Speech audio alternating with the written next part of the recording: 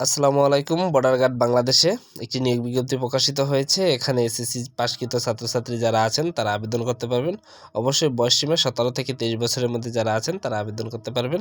আসেন এই ভিডিওটির মাধ্যমে দেখে নিই আপনারা কে কোন পদে আবেদন করতে পারবেন এবং আপনাদের জন্য কি শারীরিক মাপ এবং শিক্ষাগত যোগ্যতা সহ কোন ধরনের কাগজপাতি দরকার হবে এবং কিভাবে আবেদন করবেন উক্ত বিষয় সম্পর্কে বিস্তারিত তথ্য এই ভিডিওটির মাধ্যমে আপনাদেরকে জানিয়ে দেওয়া হবে।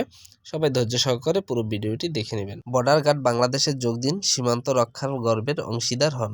ডিজিটাল পদ্ধতিতে 104তম ব্যাচের সিপাহী জিডি পদে পুরুষ ও মহিলা প্রার্থীর ভর্তির বিজ্ঞপ্তি। শিক্ষাগত যোগ্যতা ও বেতন স্কেল এবং বয়সসীমা।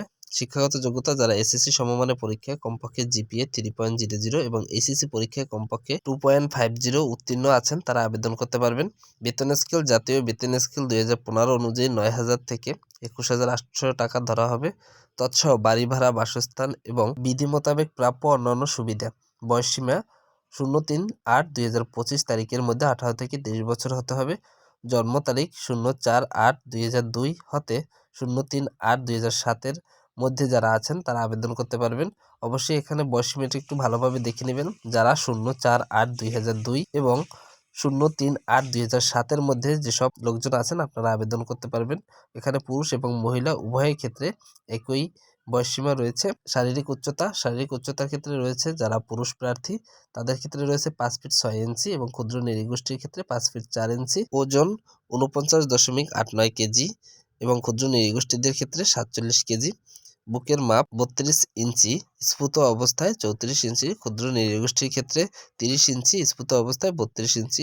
দৃষ্টিশক্তি 6/6 থাকতে হবে। মহিলাদের ক্ষেত্রে এখানে আপনাদের উচ্চতা 5 ফিট 2 ইঞ্চি যারা আছেন তারা আবেদন করতে পারবেন। ক্ষুদ্র নৃগোষ্ঠীর ক্ষেত্রে 5 ফিট যারা আছেন তারা আবেদন করতে পারবেন।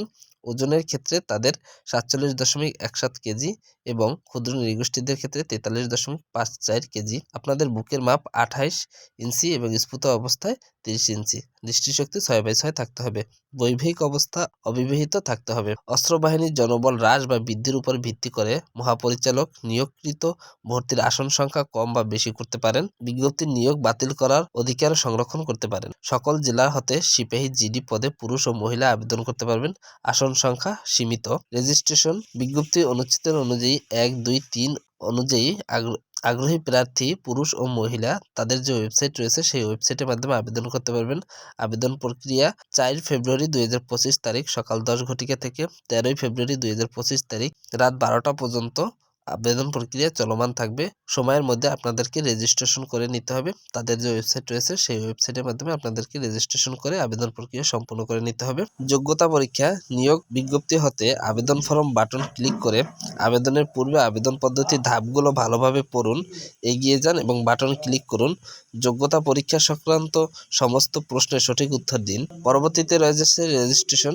আপনি কিভাবে রেজিস্ট্রেশন করবেন এখানে বিস্তারিত তথ্য দেওয়া রয়েছে। আপনারা চাইলে এখান থেকে ভালোভাবে দেখে নিয়ে রেজিস্ট্রেশনটি কমপ্লিট করবেন। এবারে রয়েছে আবেদন ফি।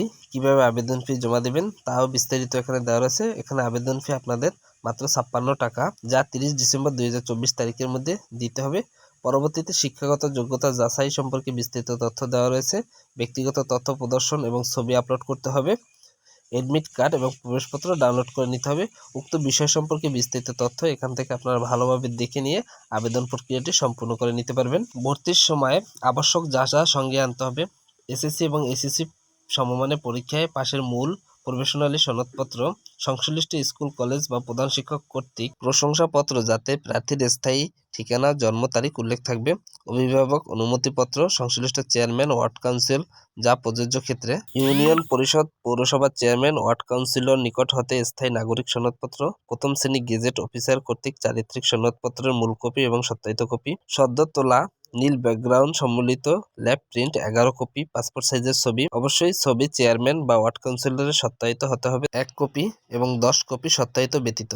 ইউনিয়ন পরিষদ পৌরসভার চেয়ারম্যান ওয়ার্ড কাউন্সিলর যা প্রযোজ্য ক্ষেত্রে কর্তৃক অবিবাহিত সনদপত্র, জাতীয় পরিচয়পত্রের মূল কপি এবং সত্যায়িত কপি। এছাড়া আপনি যে আবেদন করবেন সেই আবেদনের আইডি এবং পাসওয়ার্ড সাথে আনতে হবে এবং অ্যাডমিট কার্ড প্রিন্ট দিয়ে তা আনতে হবে।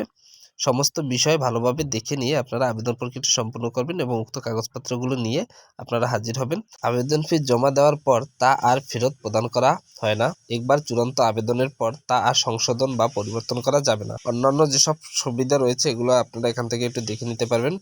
বিশেষ দ্রব্যাংশের ক্ষেত্রে আপনাদের কিছু দিক নির্দেশনাগুলো রয়েছে, এই দিক নির্দেশনাগুলো আপনারা ভালোভাবে দেখে নিয়ে আপনারা পরীক্ষায় অংশগ্রহণ করতে পারবেন। নিয়োগের ক্ষেত্রে যদি কোনো ঝামেলা হয় তাদের যে হেল্পলাইন বা হেল্প ডেস্ক রয়েছে, এখানে আপনারা চাইলে তাদের সাথে কথা বলে আপনাদের সমস্যাটি সমাধান করে নিতে পারবেন।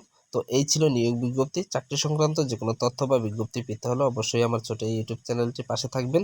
এছাড়া বিজিবি সম্পর্কে বিস্তারিত তথ্য জানার জন্য অবশ্যই আমার এই ইউটিউব চ্যানেলটির সাথে থাকবেন। ধন্যবাদ সকলকে, সবাই ভালো থাকবেন।